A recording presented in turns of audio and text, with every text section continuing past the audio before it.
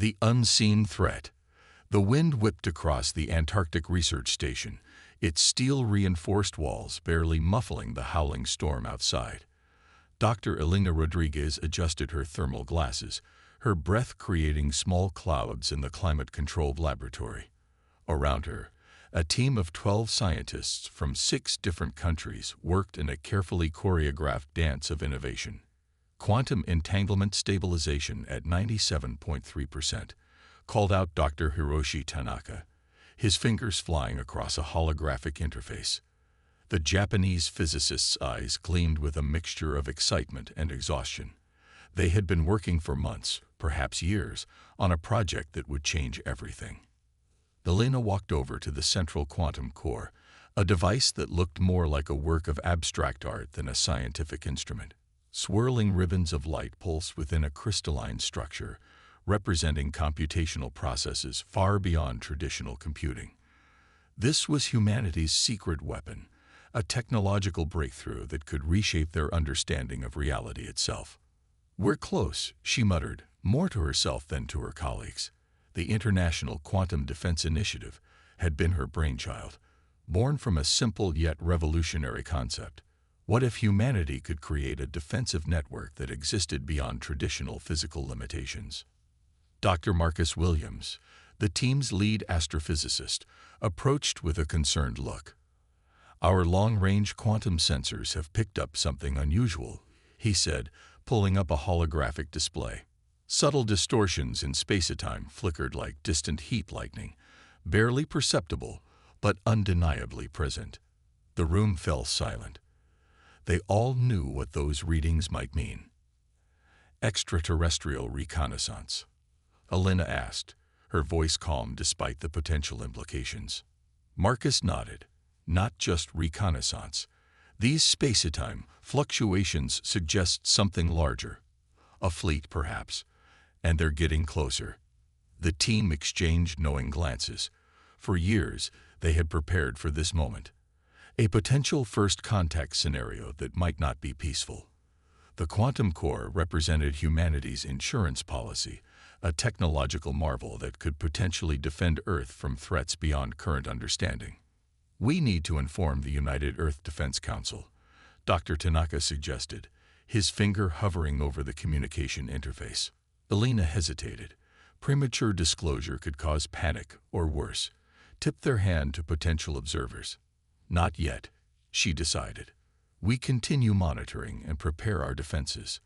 The world isn't ready to know how close we are to a potential interstellar conflict." The quantum core pulsed, almost as if responding to her words. Its intricate network of light seemed to dance with a consciousness of its own, a testament to humanity's most advanced technological achievement. Outside, the Antarctic storm continued to rage, a metaphorical representation of the brewing conflict that humanity was about to face. Unbeknownst to most of the planet, a small group of scientists stood as the first line of defense against an unknown threat that approached from the depths of space. Little did the approaching extraterrestrial fleet know, humanity had been preparing. Not with traditional weapons, but with a technology that would fundamentally challenge everything they understood about warfare, defense, and the very nature of reality itself. Dr. Rodriguez looked at her team, a sense of quiet determination filling the room. They were no longer just scientists. They were guardians of humanity's most profound secret, a technological breakthrough that could either save or completely transform human existence. The quantum core continued to pulse, a silent sentinel waiting for the moment it would be called upon to protect an entire planet. Galactic misunderstanding. The Zarkon Collective's reconnaissance ship drifted silently through the outer reaches of the solar system, its advanced sensors prodding the seemingly insignificant blue planet that had caught their attention. Commander Krulak sat in his observation chair, 4 crystalline eyes scanning the holographic displays with a mixture of curiosity and mild contempt. "Primitive technology," he muttered to his second-in-command Vorna. The ship's translation matrix converted his native clicking language into standard galactic communication. "Look at these pathetic communication networks, these rudimentary satellites. How did this species even manage to develop interstellar communication?" Vorna adjusted the sensor arrays, zooming in on various points across the planet's surface. The Council is concerned about their rapid technological progression, Commander. Our initial reports suggested they were barely a Type I civilization a few decades ago. Now their technological growth rate is unprecedented. Krelak scoffed. The Zarkon were a species that had conquered dozens of star systems, their technological superiority unquestioned for millennia. They had watched Earth for years, categorizing it as a potential resource planet. Nothing more. Prepare the initial reconnaissance report, Krelak commanded. We'll recommend a standard colonization protocol. These humans will make excellent labor workers once we've subdued their primitive defenses. Little did they know, deep beneath the surface of that primitive planet, humanity was watching back. In the Antarctic Research Station, Dr. Elena Rodriguez and her team had been monitoring the alien ship's movements. The quantum sensors provided a level of detection far beyond anything the Zarkon could comprehend.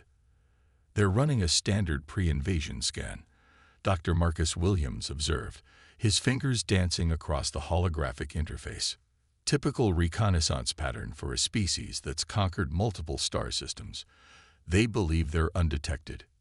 Dr. Hiroshi Tanaka looked up from the quantum core, a rare smile crossing his typically serious face. They're about to learn their first lesson about humanity. The alien ship continued its methodical scan, completely unaware that every single one of its systems was being analyzed, mapped, and understood by the very species they considered beneath their notice. Back on the Zarkon ship, Vorna suddenly froze. Commander, I'm detecting some anomalies in our sensor readings. It's almost as if. Before he could complete his sentence, the ship's communication systems flickered. A transmission began to play, not through their standard communication channels, but through supposedly secure quantum frequencies that should have been impossible to penetrate. Greetings, Zarkon reconnaissance vessel. The message began, its calm tone sending an unexpected chill through the ship's bridge. We are aware of your presence. We know your ship's capabilities, your communication protocols, and the exact composition of your fleet waiting beyond our solar system. Krelak stood abruptly, his crystalline eyes narrowing. Impossible. How could they?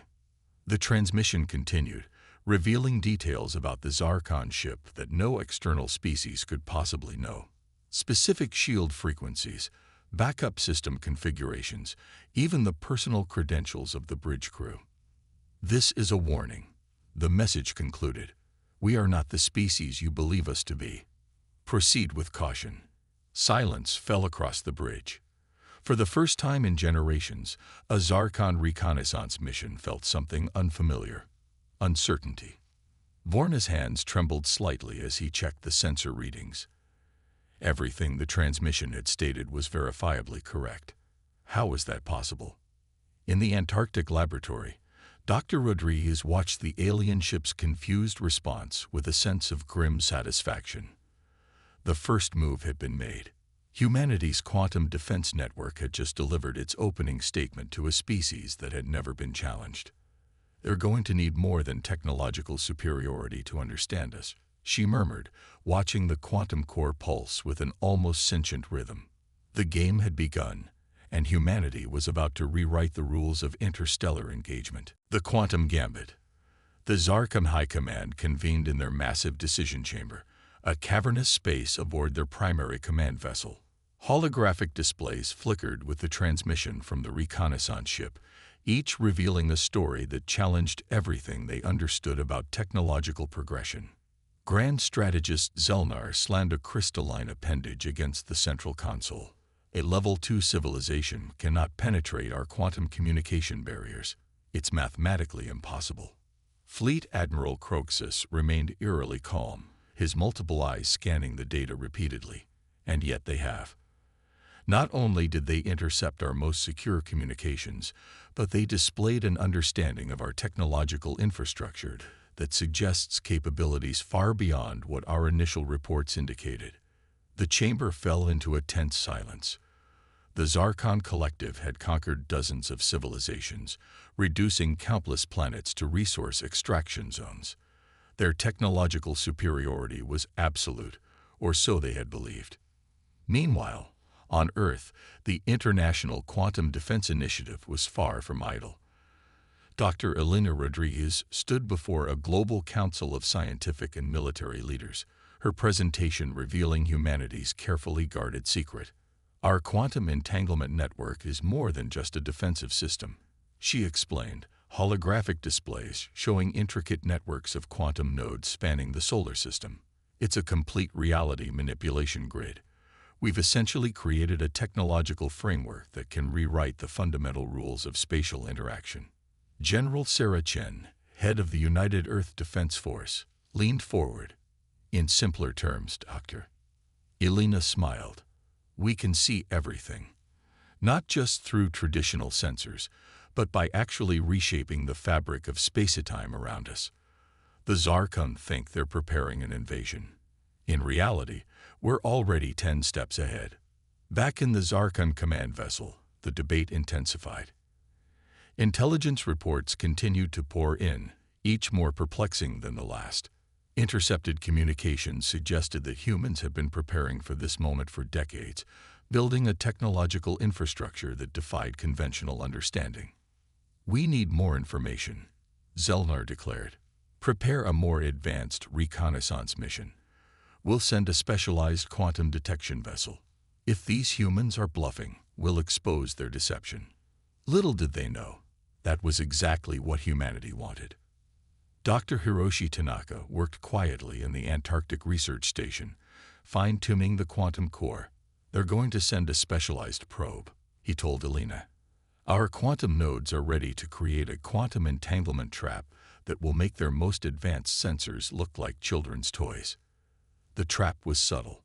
Rather than blocking or destroying the incoming probe, the quantum network would feed it precisely calculated information.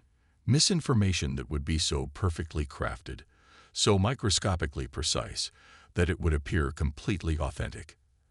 As the Zarkon probe approached Earth's solar system, its advanced sensors began to pick up strange quantum signatures, data streams that seemed to confirm humanity's technological limitations, while simultaneously hinting at capabilities that would make the Zarkon question everything they knew.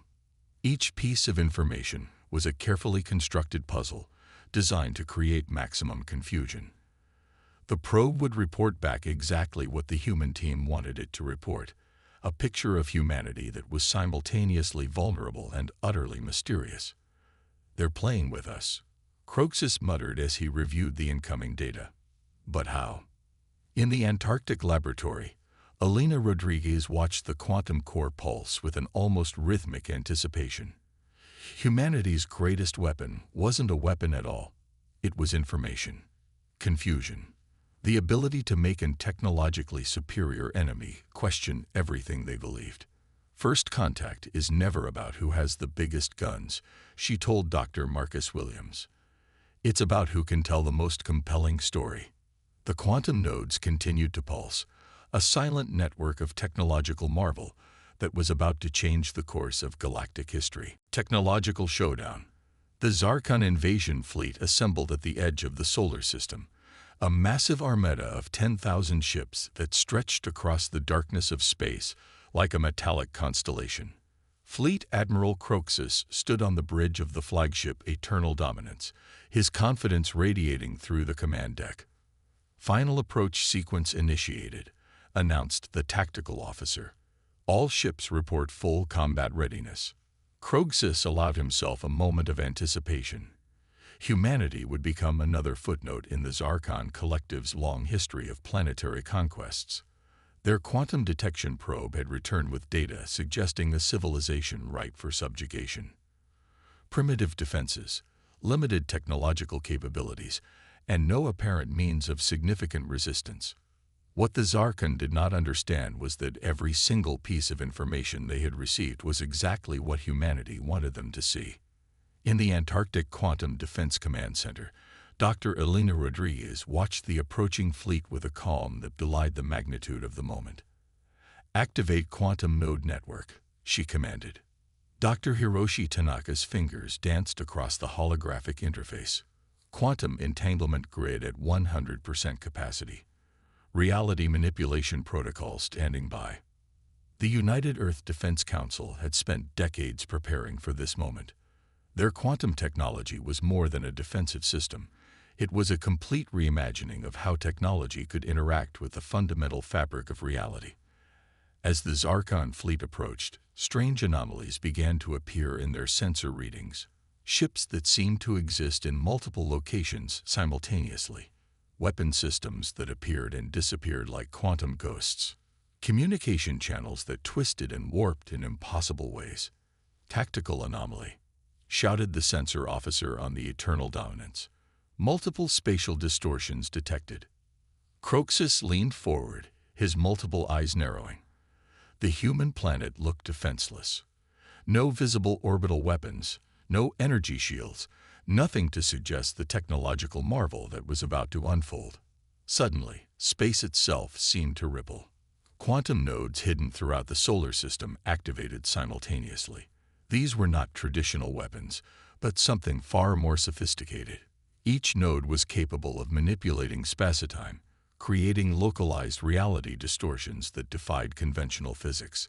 The first Zarkon ships began to experience impossible phenomena. Weapon systems would activate, then instantaneously deactivate. Navigation computers showed conflicting data. Some ships reported being in multiple locations simultaneously, while others seemed to phase in and out of existence. Impossible. Croxus roared. Full sensor sweep. Identify the source of these disturbances. But there was no single source. The entire solar system had become a quantum battlefield, with Earth at its center. Dr. Elena Rodriguez watched the holographic display, each quantum node represented by a soft pulse of light. "We're not destroying their fleet," she explained to the Defense Council. "We're demonstrating that their understanding of technology is fundamentally limited." The Zarkon fleet's perfect formation began to dissolve. Ships that attempted to fire found their weapons redirected through quantum tunnels. Vessels that tried to retreat found themselves trapped in localized time dilation fields. It wasn't destruction. It was total, absolute confusion. "They don't even understand what's happening to them," Dr. Marcus Williams observed, a hint of scientific excitement in his voice. Croxus watched in mounting horror as his invasion fleet became a swirling mass of technological chaos. This wasn't a battle. This was a demonstration of a technological paradigm so advanced it was indistinguishable from magic. "Humanity is showing us," Elena said quietly, "that true technological superiority isn't about firepower. It's about understanding." The quantum nodes continued to pulse, reshaping reality with each moment.